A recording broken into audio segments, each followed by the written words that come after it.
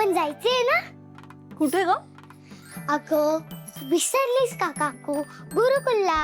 हळू जरा, कोणी ऐकलं ना तर आपला प्लॅन फ्लॉप होईल हं? सॉरी, पण जायचंय ना? हो बाळा, जायचंय, पण आधी घराबाहेर पडण्याचा सिग्नल क्लिअर मिळू दे. सगळ्यांना आपापल्या कामाला जाऊ दे आधी. ओके? बाबा आता आवरून निघतच आहे. हो का? आणि घरातले बाकीचे पण जातीलच आता ऑफिसला. मग काय, आपण मोकळे गुरुकुलला जायला. काकू, तो कालचा फॉर्म कुठे आहे? डोंट वरी मॅडम, भरून ठेवलेलं आहे, सगळं रेडी करून ठेवलेलं आहे. फक्त जाऊन तिथे सबमिट करायचं. मला खात्री आहे तुला तिथलं गाणं आवडणार आहे. माझं जाऊ दे, तुला तिकडे गाणं शिकता येणं जास्त महत्वाचं आहे, हो की नाही? आणि हो, तुला प्लॅन लक्षात आहे ना आपला? हो, बाबा गेला की मी तुला सांगायला येते.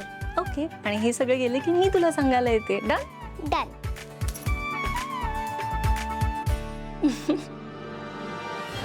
चल मेरे घोड़े टिक टिक टिक, चल मेरे घोड़े टिक टिक टिक, चल मेरे घोड़े चल चल चल, चल मेरे घोड़े चल चल चल. ए गोरिया, पडलाच का काय? उठ चल. पडलास काय? अख्खं घर फिरवलंच मला घोडा बनवून. साधा हरभरा पण खायला घातला नाहीस का तू? उठ आता, उठ, तू घोडा बनायचं. उठ चल, उठ. मी नाही राज्य घेणार, मी लहान आहे तुझ्यापेक्षा. अगं तू लहान आहेस ग, पण उंचीने पण सेम आहेत ना. चल घोडा बन. मी नाही बनणार. ए थांब बस झालं तू थांब. जिथं. बबलू, ते वसंत भेटले होते आपल्याला, तर त्यांची बायको कुठे कामाला माहितीये का तुला? हा, ती एका मोठ्या संस्थेत कामाला आहे. त्या संस्थेचं नाव तुला सांगतो. आठवत नाही. हा, पण मोठं गुरुकुल आहे हे नक्की. गुरुकुल आहे. लोकेशन पाठवलंय? हा, मला लोकेशन पाठवलंय, तुला फॉरवर्ड करतो. मला नको फॉरवर्ड करू, तू आहेस ना माझ्यासोबत, मग सोबत जाऊ आपण. त्या सुशीला वहिनींना फॉरवर्ड कर, त्यांना सांग त्या लोकेशनवर यायला, म्हणजे त्यांची पण भेट होऊन जाईल. ठीक आहे, करतो फोन.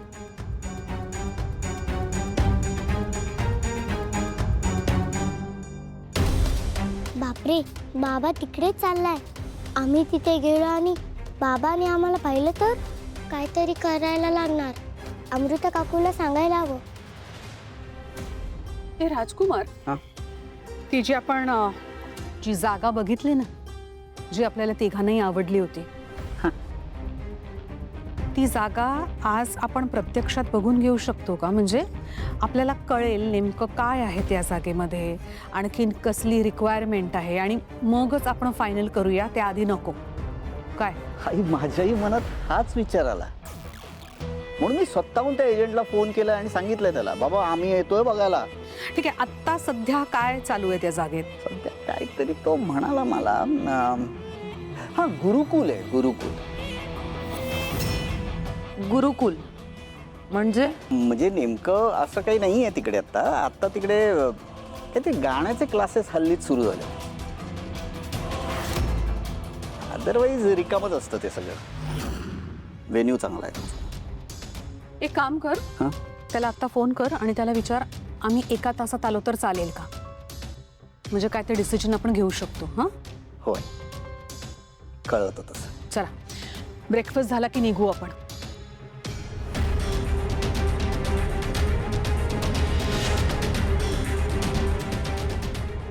हे सगळे तर त्याच गुरुकुलला जातात आणि तिथे जर त्यांनी ओवीला आणि मला पाहिलं तर खूप मोठा प्रॉब्लेम होईल.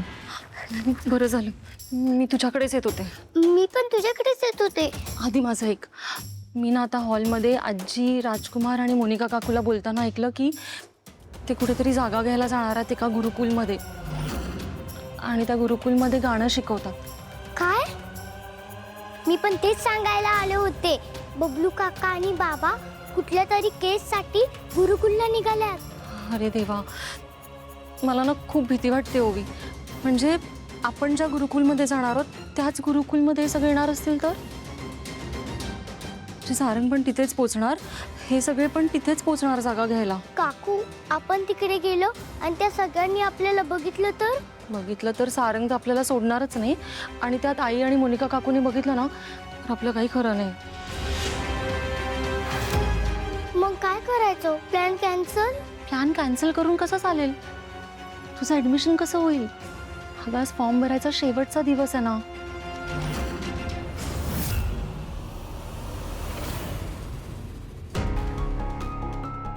अजून कशी आली नसते उभी? किती वेळ झालं वाट बघत असतो मी. अबीर, विनाकारण वाट बघत बसू नको. अरे मला असं वाटतं ना की ओवीच्या घरी काहीतरी प्रॉब्लेम झाला असेल म्हणून बहुतेक ती आज येणार नसेल. अगं आई, ओवी येणार मला खात्री असते बघ. बाळा, तिच्या बाबांनी नकार दिला असेल तिच्या गाण्यासाठी म्हणून बहुतेक ती येणार नसेल ना. अगं ओवीने मला प्रॉमिस केलं होतं की ते येणार म्हणून. मी एक काम करतो, तुझा फोन घेतो आणि त्यांना फोन करून विचारतो की ते कुठपर्यंत आलेत ते. हे बघ, फोन करून त्यांना त्रास नाही द्यायचा अजिबात. तुला खात्री आहे की नाही ती येईल म्हणून? मग उगाच फोन नको करूस तिला, शांतपणे वाट बघ. ठीक आहे, नाही करत फोन. तू बघच ती येईल का नाही ते. सावली मॅडम, हो बघा ना हिला काय झालंय. हिची तब्येत अजिबातच बरी नाहीये हो. काय? अरे देवा, हिचं अंग गरम लागतंय. बाळा, काय होतंय तुला? माझं डोकं दुखतंय, माझं अंग गरम आहे. मी घरी जाऊ का प्लीज? ताई, काय करायचं? मॅडम तुम्ही काळजी करू नका, तिचं घर इथेच जवळ आहे. मी तिला घरी सोडून येऊ का? बरं ठीक आहे, तिच्या आईला म्हणावं की काही लागलं तर मला फोन करा. आणि हो, तिला डॉक्टरांकडे सुद्धा घेऊन जा प्लीज. आई, मला पण खूप भूक लागली असते बघ. पोटात कावळे वाटायला लागले असतात. मी काहीतरी खायला आण का? तसा पण क्षमा मावशी जातीच आहे ना, मी जाते तिच्या बरोबर. अरे पण येऊ दे त्याला, मी काहीतरी खायला देते त्याला.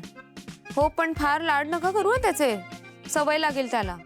असू द्या हो, लहान आहे तो, एवढे तर चालतच. बरं. ए, हट्ट नाही करायचा. हाव हाव, क्षमा मावशी, फॉलो मी.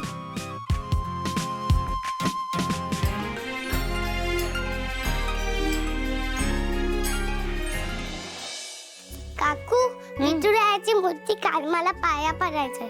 काय आज काय विशेष? नाही म्हणजे काही खास कारण असल्याशिवाय आपण ती मूर्ती बाहेर काढत नाही ना, म्हणून विचारलं. काय साकडं घालायचंय देवाकडे? काकू, मला काहीही करून गुरुकुलला जायचंय, पण आपल्या घरातले सगळेच जाणार आहेत ना तिथं. मग आपल्या दोघींना इथे अडकून पडावं लागेल. आता विठुरायाच काहीतरी मार्ग काढू शकतो, म्हणून त्याला बाहेर काढूया. ठीक आहे, काढते.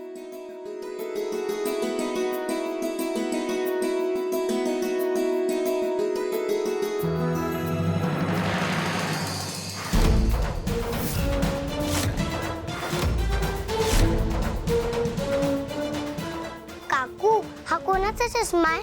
मूर्ती सोबत कसा?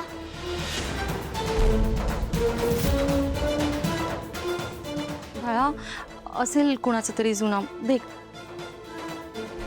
काकू, तू खोटं बोलते. विठुरायासमोर खोटं नाही बोलायचं हं? सांग मला, कोणाचा आहे चष्मा?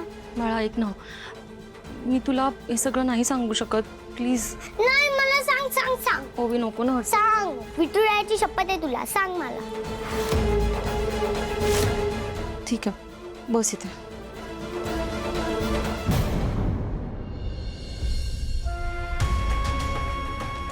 मी तुला सांगते, पण विठुरायाची शपथ घेऊन प्रॉमिस करायचं मला की तू ही गोष्ट कोणालाच सांगणार नाही. सारंगला तर अजिबात नाही.